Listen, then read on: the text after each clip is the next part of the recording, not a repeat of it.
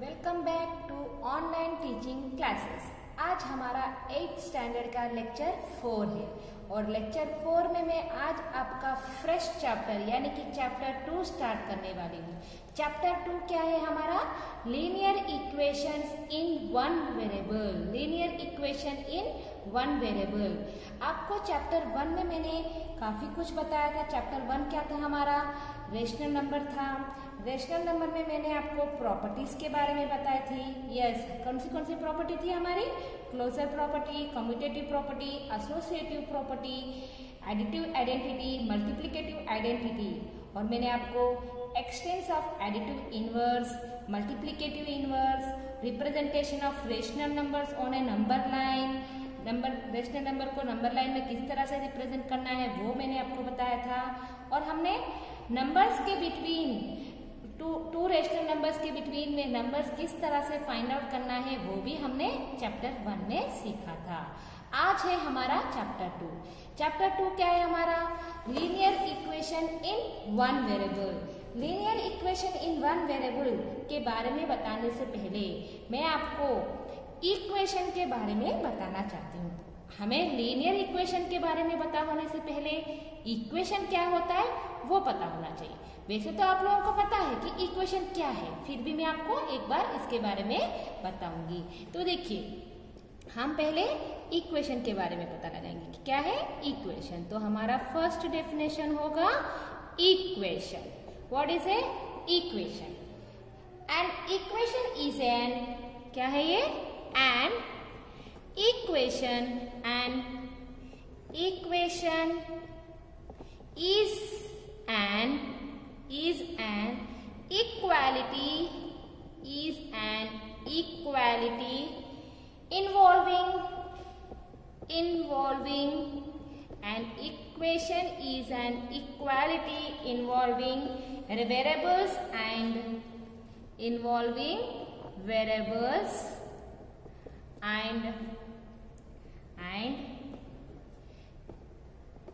it has an equality sign। Equality sign का मतलब equal to sign. देखिए, ये है इक्वेशन का डेफिनेशन। इक्वेशन का डेफिनेशन क्या है? इक्वेशन आप किसे कहते हैं? An equation is an equality. Equation एक ऐसा इक्वालिटी है, क्या होता है उसके पास? Involving variables. वेरिएबल्स को इन्वॉल्व कर रहा है और उसके साथ साथ उसके पास क्या होना चाहिए? इक्वल के साइन। कोई भी वेरिएबल को इन्वॉल्व करना है और इक्वालिटी की साइन मेंशन होती है तो उसे हम कहते हैं इक्वेशन। अगर मैं आपको एग्जाम्पल कहूं, एग्जाम्पल x + 5 = 4। ये देखिए, ये एक इक्वेशन है, इसमें वेरिएबल भी है और इक्वालिटी की साइन भी है, तो इसे कहते हैं equation. Equation involving variable and equality sign, इसे टू बी ए इक्वेशन, है ना। कहीं कोई भी एक्सप्रेशन हो सकता है, कैसे भी एक्सप्रेशन हो सकता है, बस कंडीशन ये है कि उसके पास एक वेरिएबल होना चाहिए और इक्वालिटी की साइन होनी चाहिए, उसे कहेंगे हम इक्वेशन।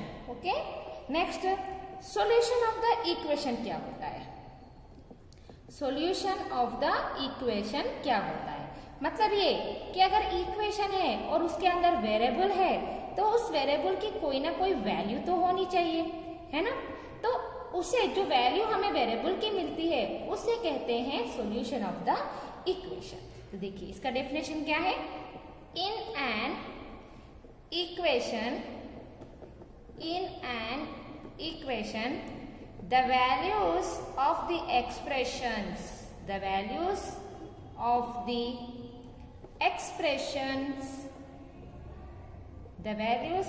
expressions that is, इसका मतलब the value of variable,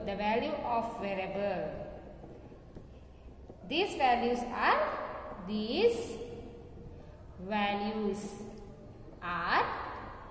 solution of the equation। These values are solution of the equation। जैसे कि मैंने आपको बताया, अगर हमारे पास इक्वेशन है और उस इक्वेशन की वेरिएबल की वैल्यू अगर आप फाइंड आउट करेंगे तो वो वैल्यू को हम सॉल्यूशन ऑफ द इक्वेशन बोलते हैं।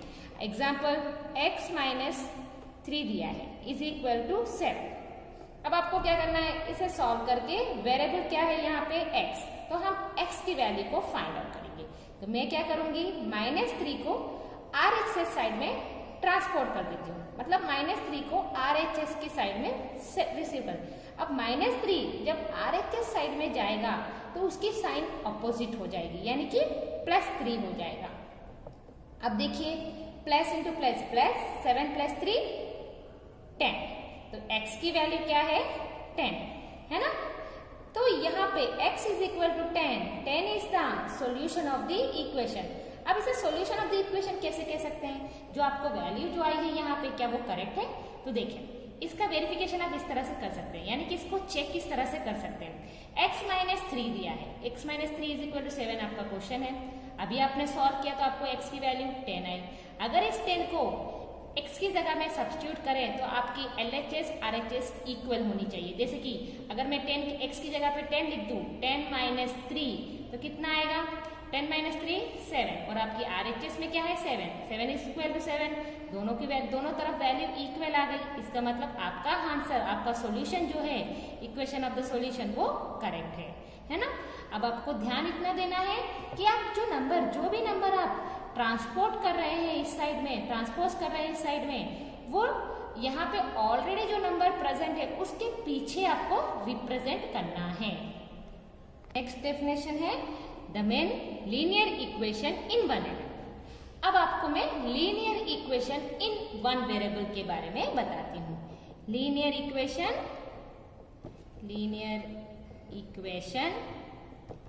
इन वन वेरिएबल, इसके बारे में मैं आपको बताती हूँ। तो देखिए सिंपल है, वन वेरिएबल मतलब एक वेरिएबल, यानी कि एक इक्वेशन जिसके पास ओनली वन वेरिएबल इन्वॉल्व होता है। एक ऐसा इक्वेशन जिसमें सिर्फ वन वेरिएबल ही है उसे कहते हैं linear equation in one variable. जैसे कि an equation having only one variable, is said to be linear equation in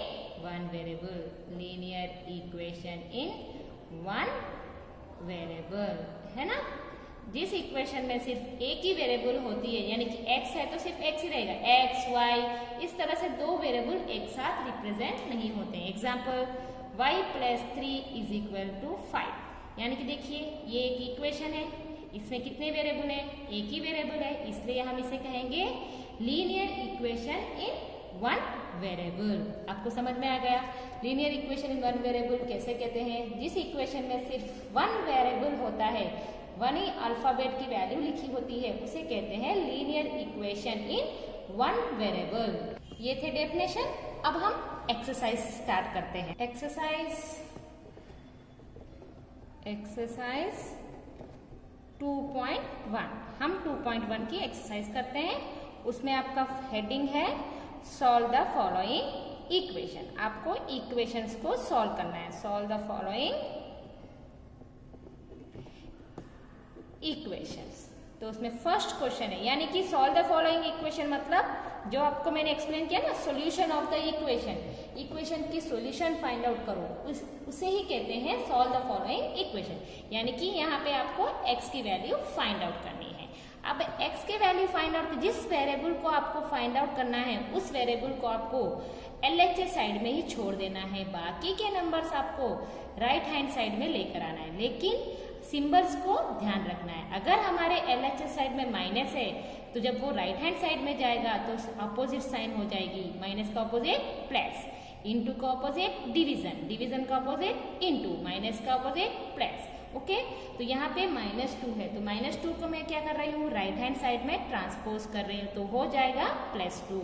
हमने क्या किया है, ट्रांसपोजिंग -2 ऑन RHS में हमने ट्रांसपोर्ट कर दिया। तो क्या हो जाएगा, x इज इक्वल टू 7 + 2 9। 7 + 2 कितना हुआ? 9, है ना। ये है हमारा सॉल्यूशन ऑफ द इक्वेशन। हमने इक्वेशन को सॉल्व किया और इसे कहते हैं solution of the equation. Second question है y + 3 = 10। इसे कैसे करेंगे? तो हम क्या करेंगे, y को यहीं पे छोड़ देते हैं, 10 का 10 लिख दिया, +3 को अगर मैं इस तरफ राइट हैंड साइड में ट्रांसपोज करूं तो क्या हो जाएगा? -3, जो अभी मैंने आपको बताया कि आपको उसकी साइन अपोजिट कर देनी है, चेंज कर देनी है। तो हमने क्या किया? ट्रांसपोजिंग 3 ऑन RHS, हमने RHS में 3 को ट्रांसपोज कर दिया। तो यहाँ पे 10 - 3 हो जाएगा 7, which is equal to y = 7 is the solution of the equation, है ना। क्वेश्चन नंबर 3 है 6 = 7z + 2। अब देखें, यहाँ पे वेरिएबल लेफ्ट हैंड में साइड में था, अब यहाँ पे वेरिएबल राइट हैंड साइड में है। अगर आपको कंफ्यूजन होती है कि इसे किस तरह से सॉल्व करना है तो आप इंटरचेंज कर दीजिए। आप इस पूरे एक्सप्रेशन को लेफ्ट हैंड साइड में लिख दीजिए और =6 को राइट हैंड साइड में लिख दिए, तो आपका नॉर्मल इक्वेशन जैसा बन गया, है ना। तो आप देखिए z यहाँ पे वेरिएबल कोई भी हो सकता है, कोई भी वेरिएबल, इंग्लिश अल्फाबेट्स के कोई भी वेरिएबल्स यहाँ पे हो सकते हैं। +2 को मैंने राइट हैंड साइड में ट्रांसपोज किया तो हो जाएगा -2। z = 6 - 2 4 is the equation, solution of the equation. Now question number 4। Question number 4 क्या है? 3/7 प्लस x = 17/7। अब आपका ये क्वेश्चन जो है वो फ्रैक्शन में है, तो इसे टेंशन लेने की जरूरत नहीं है। मैं क्या करूंगी, इस पूरे फ्रैक्शन को राइट हैंड साइड में ट्रांसपोज कर देती हूँ। तो x = 17/7, ये प्लस है तो इस तरफ आएगा तो माइनस हो जाएगा, -7/3। अब आपको पता ही है, फ्रैक्शन के बीच में एडिशन करना हो या माइनस करना हो, बस कंडीशन इतना है कि उनका डिनोमिनेटर सेम होना चाहिए। तो चेक कीजिए, यहाँ पे दोनों के डिनोमिनेटर सेम है, यानी कि अगर आपको सेम नहीं है तो आपको एलसीएम निकाल के सेम करके फिर आपको एडिशन या सब्ट्रैक्शन करना होता है।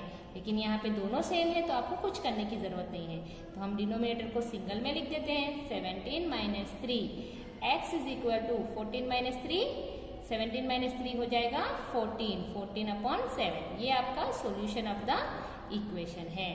नेक्स्ट क्वेश्चन है क्वेश्चन 5, 6x = 12। Question 6, t/5 = 10। ये आपको अपने आप से ट्राई करने हैं। अब क्वेश्चन नंबर 7 में आपको एक्सप्लेन करती हूँ। 2x/3 = 18। अब देखिए, यहाँ पे इसका, इस वाले क्वेश्चन का और इस वाले क्वेश्चन का डिफरेंट देखिए। 3/7 प्लस x है, यानी कि फ्रैक्शन और वेरिएबल के बीच में प्लस का सिंबल है, तो मैंने इस पूरे फ्रैक्शन को राइट हैंड साइड में ट्रांसपोज कर दिया। लेकिन यहाँ अगर आप ऑब्जर्व करेंगे तो 2/3 भी एक फ्रैक्शन है, x भी एक वेरिएबल है। क्या इन दोनों के बीच में कोई सिंबल दिया है?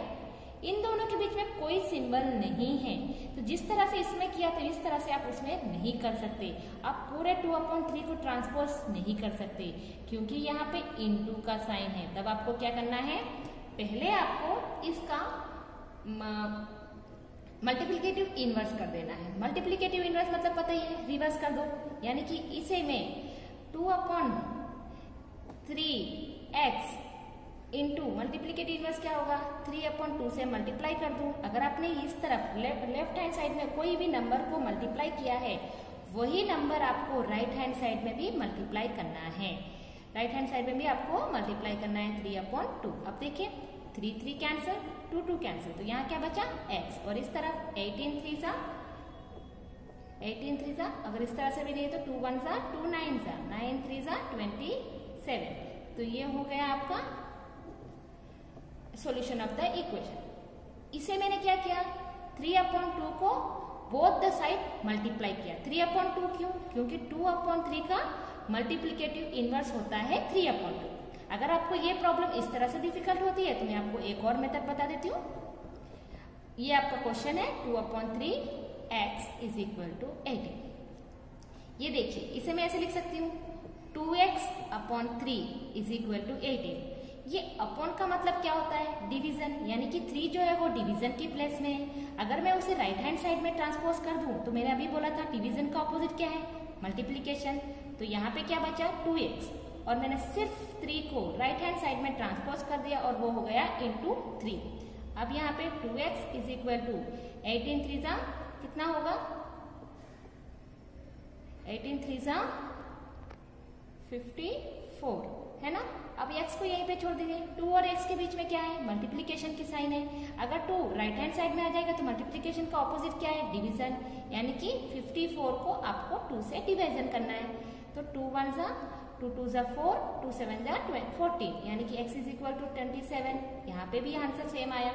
आपको जो भी इजी लगे आप उसे कर सकते हैं, जो भी मेथड आपको इजी लगता है आप उसे फॉलो कर सकते हैं। नेक्स्ट क्वेश्चन है हमारा question number 8। 1.6 is equal to y upon 1.5।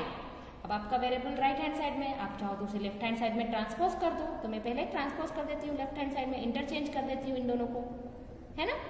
अब मैं y को यहीं पे छोड़ दूँ। y के नीचे क्या है? 1.5। 1.5 कौन सी पोजीशन में है? डिवीजन की पोजीशन में है। तो उसे हम क्या कर देंगे? राइट हैंड साइड में ट्रांसफर कर देंगे तो हो जाएगा 1.5 इंटू में, है ना। अगर 1.6 को 1.5 से मल्टीप्लाई करें तो कितना आएगा वो आपको देखना है। कितना आएगा? देखिए, अगर आपको डायरेक्ट मल्टीप्लीकेशन नहीं आता है तो मल्टीप्लाई कर लीजिए।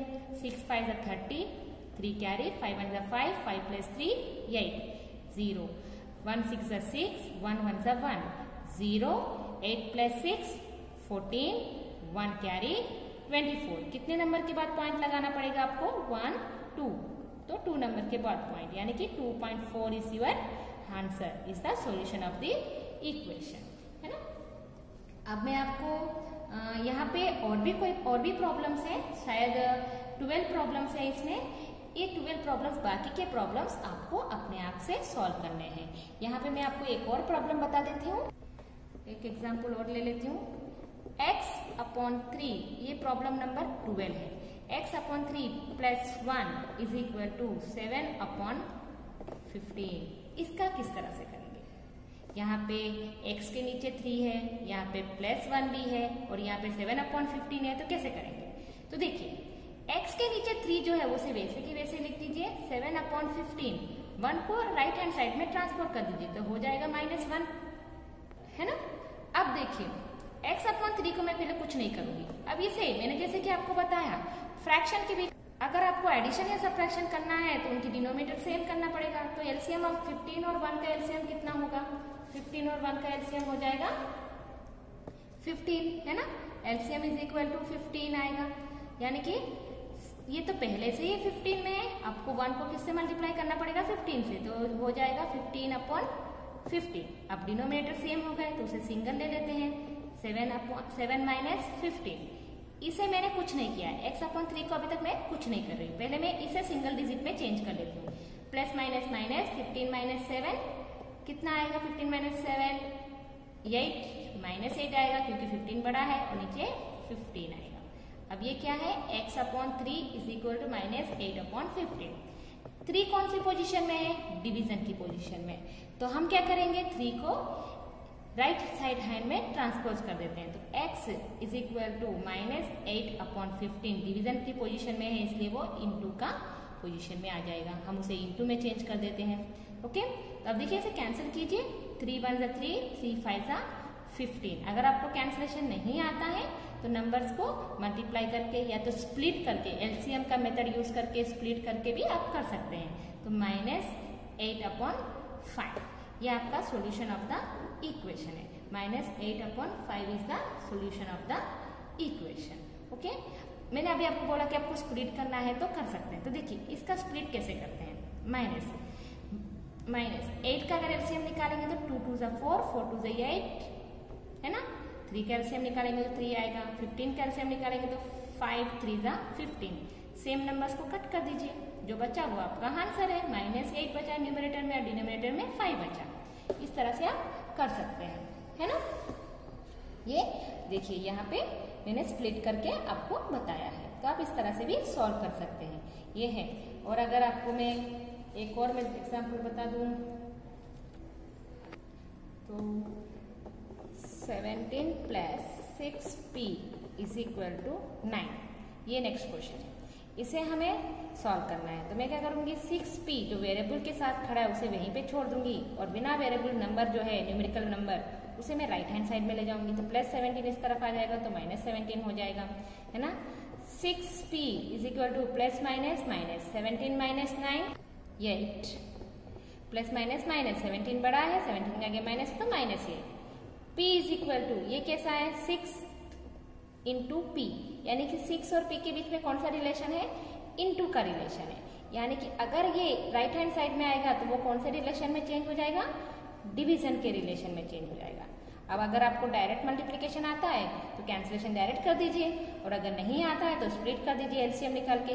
तो 8 का एलसीएम कितना आएगा, 8 का एलसीएम देखिए, 8 का एलसीएम करेंगे तो 2 2 जा 4, 2 2 जा 2 4 जा 8, 2 2 जा 4, 2 1 जा 2। जब तक आपको 1 आए तब तक करना है। और 6 का निकालेंगे तो 6, 2 3 जा 6, 3 1 जा 3। इसे आपको यहाँ लिखना है, इस माइनस को वैसे ही लिख दीजिए, 2 को 2 into 2 into 2 upon 2 into 3। Same number को कैंसिल कर दीजिए।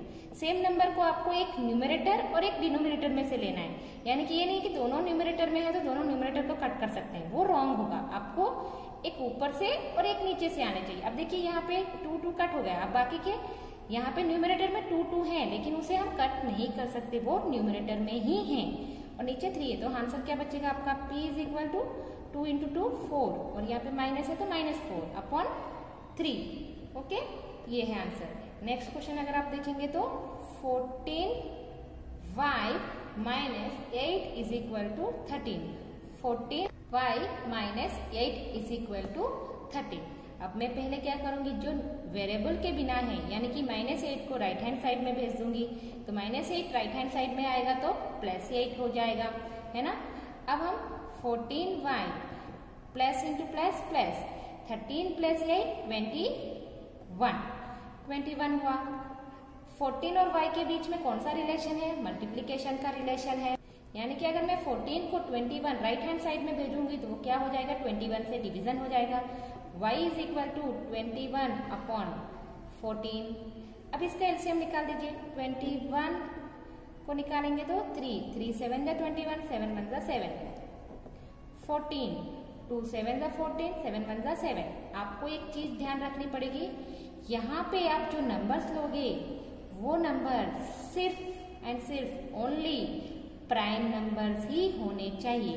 तो मैं इस 21 को कैसे लिख सकती हूँ, 3 इंटू 7 और 14 को 2 इंटू 7, 7 7 कट हो जाएगा। हमारे पास क्या बचा, 3 अपॉन 2। तो y इज इक्वल टू क्या आएगा, y is equal to 3 upon 2 is the solution of the equation. आपको स्प्लिट करना है तो आप स्प्लिट करके कटिंग कर सकते हैं। आपको अगर डायरेक्ट मल्टीप्लिकेशन यानी कि कैंसिलेशन आता है तो वो भी यूज कर सकते हैं। जब आप स्प्लिट करें तो आपको वहां पे प्राइम नंबर्स ही यूज करने हैं। और यहाँ पे जब आपको वेरिएबल को ट्रांसफर कर रहे हैं राइट हैंड साइड में, नंबर को ट्रांसफर कर रहे हैं राइट हैंड साइड में, तो आपको ध्यान देना है कि आप कौन से नंबर को किस तरह से ट्रांसफर कर रहे हैं। यानी कि सिंबल पे बहुत ही इंपॉर्टेंट देना पड़ेगा। और आप उसे कहाँ लिख रहे हैं, मल्टीप्लीकेशन का सिंबल अगर चेंज होता है तो डिवीजन कहाँ लिखना होता है, आप डिनोमिनेटर में लिख सकते हैं या तो डिवीजन का सिंबल लगा के भी लिख सकते हो। लेकिन अगर आप डिवीजन का सिंबल लगा के लिखोगे ना तो वो आपके लिए थोड़ा डिफिकल्ट क्रिएट होगा। एक और एग्जाम्पल देखिए, 7x minus 9 is equal to 16। 7x minus 9 is equal to 16। 7x को यहीं पे छोड़ देते हैं, -9 को ट्रांसफर करेंगे तो 16 प्लस 9 आएगा। 16 प्लस 9 कितना होता है, 7x को यहीं पे लिख के दो 25। x को छोड़ दीजिए, 7 और x के बीच में रिलेशन क्या है, इनटू का। अगर वो इस राइट हैंड साइड में ट्रांसफर हो रहा है तो वो क्या हो जाएगा, डिवीजन का, है ना। तो x is equal to 25 upon 7। अब देखिए अगर मैं 25 को स्प्लिट कर भी देती हूँ 5 इंटू 5 और 7 को स्प्लिट करेंगे तो 7 1 जा 7, तो क्या कोई नंबर कट हो रहा है, कैंसिलेशन हो रहा है, नहीं, है ना। कहीं पे भी ये नंबर कैंसिलेशन नहीं हो रहा है, इज इट। तो देखिए ये नंबर कैंसिलेशन नहीं हो रहा है, मतलब हमारा जो फ्रैक्शन आया है 25 अपॉन 7 वही हमारा आंसर है, वही हमारा सॉल्यूशन ऑफ द इक्वेशन है। ये है एक्सरसाइज 2.1। 2.1 में आपको इस तरह से सॉल्यूशन ऑफ द इक्वेशंस को फाइंड आउट करना है। इसके नेक्स्ट क्वेश्चन हम नेक्स्ट क्लास में देखेंगे। आप लोगों को समझ में आया होगा। बस आपको सिंबल्स पे बहुत ध्यान रखना है। See you in the next class.